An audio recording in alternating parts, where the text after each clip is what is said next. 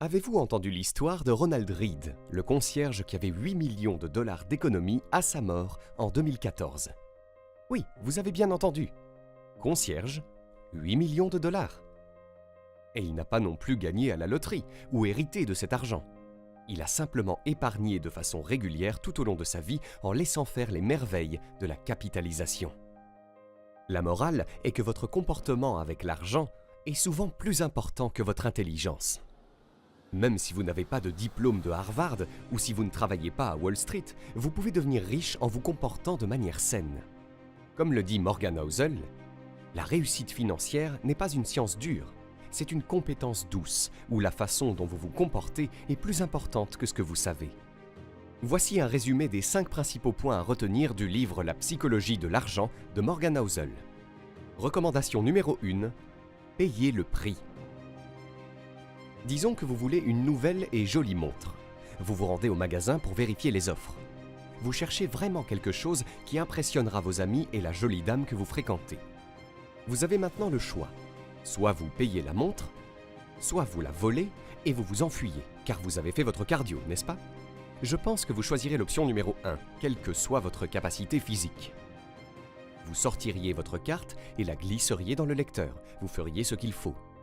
Le fait est que vous savez qu'avoir une nouvelle montre a un prix et un coût. Et c'est la même chose avec l'investissement. Il a aussi un prix.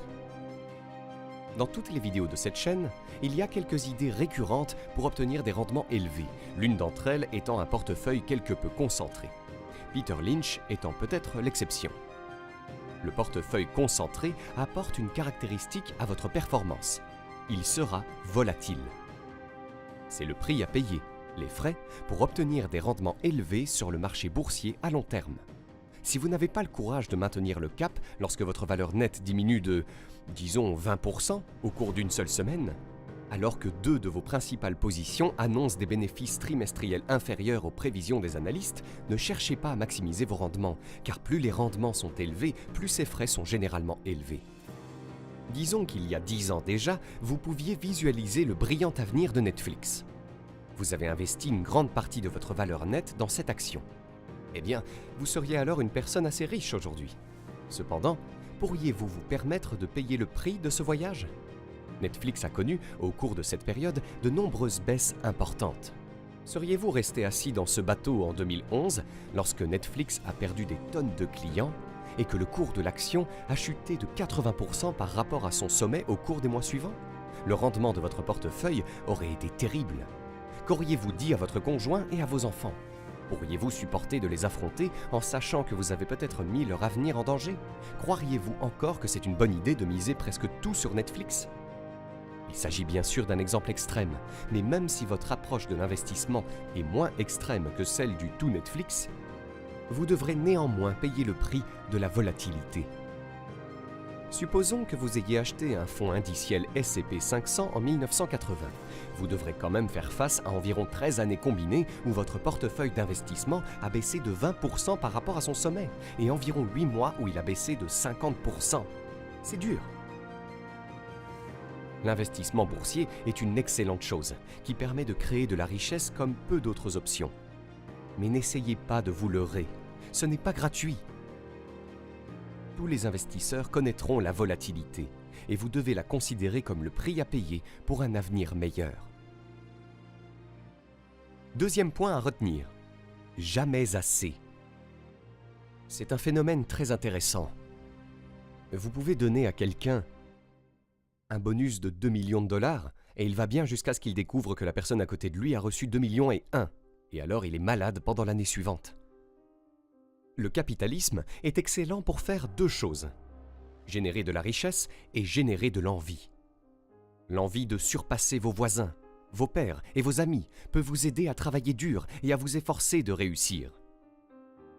Et bien sûr, il est bon d'être motivé pour devenir plus productif et faire un travail utile, mais la comparaison sociale peut aussi nous donner l'impression de n'avoir jamais assez de valeur propre.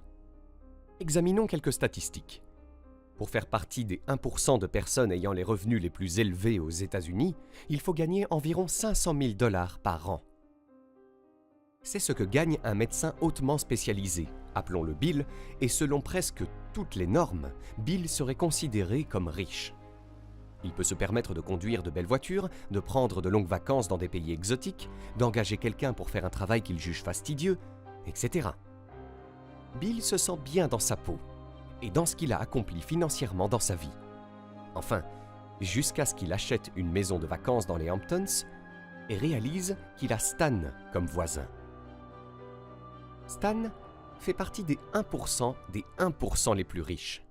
Il est PDG d'une assez grande entreprise publique et gagne la somme astronomique de 10 millions de dollars par an. On pourrait espérer qu'au moins Stan soit satisfait de ses résultats financiers. Mais non. Ce type était un ami d'enfance de Michael Jordan, et ce grand basketteur de tous les temps fait partie des 1%, des 1%, des 1%. Eh bien, comparé à la fortune d'environ 2 milliards de dollars de Michael, le salaire annuel de 10 millions de dollars de Stan semble soudainement être une bagatelle. Est-ce que ça s'arrête là? Eh bien non, pas du tout. Parce que Michael assiste de temps en temps à des fêtes avec des célébrités où un type nommé Jeff Bezos se présente. Bezos fait partie des 1%, des 1%, des 1%, des 1%, des 1%. Et il a augmenté sa valeur nette d'environ 75 milliards de dollars en 2020, pour atteindre maintenant quelque chose comme 200 milliards de dollars. Il y a toujours un plus gros poisson. Le type d'envie qui découle de comparaisons de ce genre a poussé beaucoup de gens à faire des choses insensées au cours de l'histoire. Certains ont endetté leur portefeuille jusqu'aux dents afin de passer à une pyramide supérieure pour ensuite tout perdre et se suicider. Certains ont agi sur la base d'informations privilégiées et ont perdu leur réputation personnelle, puis plus tard leur liberté lorsqu'ils sont allés en prison. Beaucoup ont abandonné leur famille et ont vu leur partenaire les quitter ou les tromper, ou les deux, en conséquence. En regardant cette chaîne et en apprenant comment devenir un investisseur prospère, il y a de fortes chances que vous atteigniez à un moment donné un niveau de liberté financière dont le citoyen moyen ne peut que rêver. Mais vous devez, à un moment donné, accepter que trop, c'est trop. Nous n'échangeons pas quelque chose que nous avons et dont nous avons besoin contre quelque chose que nous n'avons pas et dont nous n'avons pas besoin, même si nous aimerions l'avoir. Enseignement numéro 3, la folie est dans l'œil de celui qui regarde. À première vue, il semble que beaucoup de gens font des choses folles avec leur argent. Certains le dépensent en quantité ridicule pour des objets ridicules, et d'autres le cachent sous leur matelas. Mais il ne faut pas oublier que les gens viennent d'horizons différents, ont eu des enfances différentes, des parents différents, des expériences de vie différentes et des éducations différentes. Tout cela donne lieu à des perspectives et des valeurs différentes. Ce qui vous semble fou peut être tout à fait logique pour moi. Dans son livre, Morgan utilise l'exemple des billets de loterie. Les ménages américains aux revenus les plus faibles dépensent plus de 400 $ par an à la loterie. C'est 4 fois plus que la moyenne du groupe aux revenus les plus élevés. Ajoutez à cela le fait que plus d'un tiers des Américains ne peuvent pas trouver 400 $ en cas d'urgence. Ces personnes dépensent-elles leurs réserves d'urgence en billets de loterie? Cela semble fou, n'est-ce pas? Mais encore une fois, nous n'avons pas la même perspective en tant qu'individus. Essayez de voir les choses de leur point de vue. Ils vivent d'un salaire à l'autre, avec peu de marge de manœuvre pour économiser de l'argent. Ils manquent souvent d'éducation et donc d'une belle trajectoire de carrière. Ils ne peuvent pas s'offrir de belles vacances ou une belle voiture, et ils ne peuvent pas envoyer leurs enfants à l'université sans une montagne de dettes. Acheter un billet de loterie est leur façon d'accéder aux rêves que beaucoup d'entre nous vivent déjà. C'est pourquoi ils achètent plus de billets de loterie que nous. Pas si fou après tout, peut-être. Alors, en quoi cela fait-il de vous un meilleur investisseur? Tout d'abord, en reconnaissant que nous sommes différents, nous sommes moins tentés de copier un portefeuille ou une stratégie d'investissement qui ne correspond pas à nos propres objectifs. Par exemple, notre propre profil de risque peut être plus élevé que celui d'un milliardaire, car nous nous concentrons davantage sur le fait de devenir riche que sur celui de rester riche. Copier le portefeuille du milliardaire pourrait être sous-optimal pour vos objectifs. Reconnaître les différences peut également nous aider à dire non plus facilement aux investissements qui sortent de notre propre cercle de compétences. Prenons l'exemple de GameStop.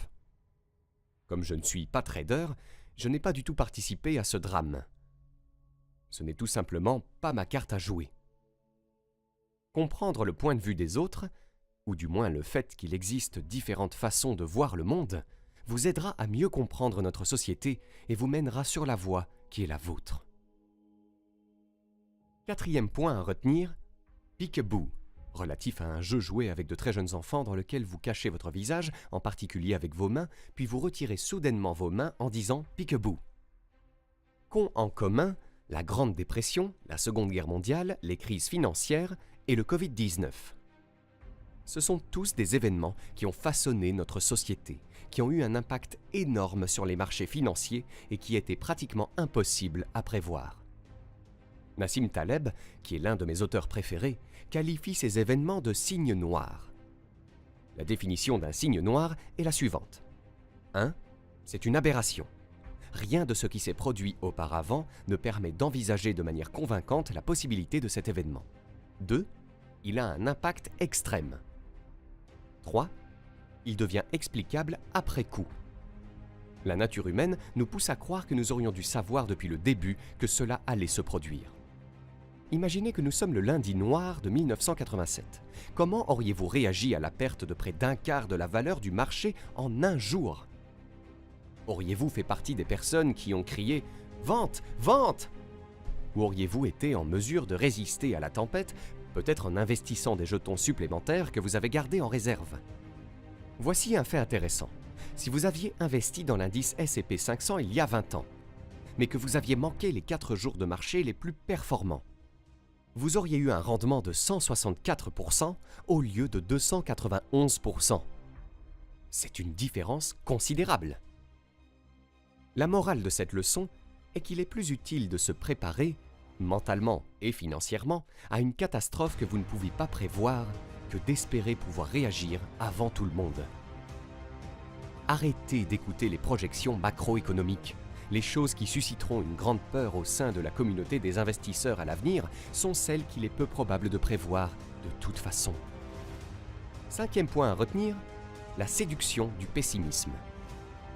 Si je vous donnais un tas de raisons pour lesquelles le marché va s'effondrer dans le courant de l'année, en mentionnant la gigantesque dette publique américaine, le fait que les mesures de relance pourraient entraîner un retour de l'inflation et peut-être quelque chose à propos de nouvelles souches de Covid-19, vous seriez très probablement intrigué et vous finiriez peut-être par avoir une vision assez négative de l'endroit où nous nous trouvons actuellement dans le cycle du marché. Si je vous donnais plutôt des exemples de raisons pour lesquelles les choses vont probablement continuer à s'améliorer en vous montrant comment l'espérance de vie augmente, comment l'énergie durable devient moins chère ou comment la puissance informatique explose, vous vous contenteriez probablement de hausser les épaules sans y réfléchir à deux fois. Nous savons tous que la personne pessimiste semble très intelligente et que l'optimiste semble naïf en comparaison. Pourquoi en est-il ainsi ? Daniel Kahneman, l'auteur de Système 1, Système 2, les deux vitesses de la pensée, affirme que l'asymétrie envers les pertes et l'écoute des pessimistes est un trait évolutif. Lorsqu'elles sont directement comparées ou pondérées les unes par rapport aux autres, les pertes sont plus importantes que les gains. Les organismes qui traitent les menaces comme plus urgentes que les opportunités ont une meilleure chance de survivre et de se reproduire. Nous avons tendance à écouter les pessimistes avec plus d'attention, non seulement pour des raisons évolutives, mais aussi parce que les progrès se produisent beaucoup plus lentement que les revers. Les progrès se produisent rarement du jour au lendemain, mais les revers le font souvent. Comme les tragédies et les revers se produisent sur des périodes beaucoup plus courtes, il est beaucoup plus facile de créer une histoire intrigante et persuasive autour d'eux, et ils reçoivent donc plus d'attention. Pour créer une histoire optimiste sur l'avenir, nous devons envisager des horizons temporels plus longs. Cela devient souvent plus vague et moins dramatique. Savoir que vous serez peut-être plus fasciné par un pessimiste et moins par un optimiste peut peut-être vous aider à devenir moins asymétrique à son égard à l'avenir. Le monde est meilleur que vous ne le pensez, comme l'aurait dit le Suédois Hans Rosling. Ainsi, vous ne deviendrez pas riche en bourse sans payer le prix de la volatilité. L'envie est le pire des 7 péchés capitaux. Ne risquez jamais ce que vous avez et ce dont vous avez besoin pour ce que vous n'avez pas et ce dont vous n'avez pas besoin. Des perspectives différentes font que des actions différentes peuvent être raisonnables ou rationnelles. Au lieu d'essayer de prévoir les catastrophes, préparez-vous mentalement et financièrement pour pouvoir y survivre. Et soyez prudent lorsque vous suivez des conseils d'investissement. Comprenez que le pessimisme fait davantage appel à votre instinct de survie que l'optimisme. À présent, vous pouvez obtenir gratuitement notre nouveau guide des 5 étapes pour fixer et atteindre votre objectif le plus ambitieux à 100% coup sûr en cliquant sur le premier lien dans la description sous cette vidéo. Et si vous avez aimé cette vidéo, cliquez sur le bouton j'aime et abonnez-vous à la chaîne maintenant pour ne rien rater.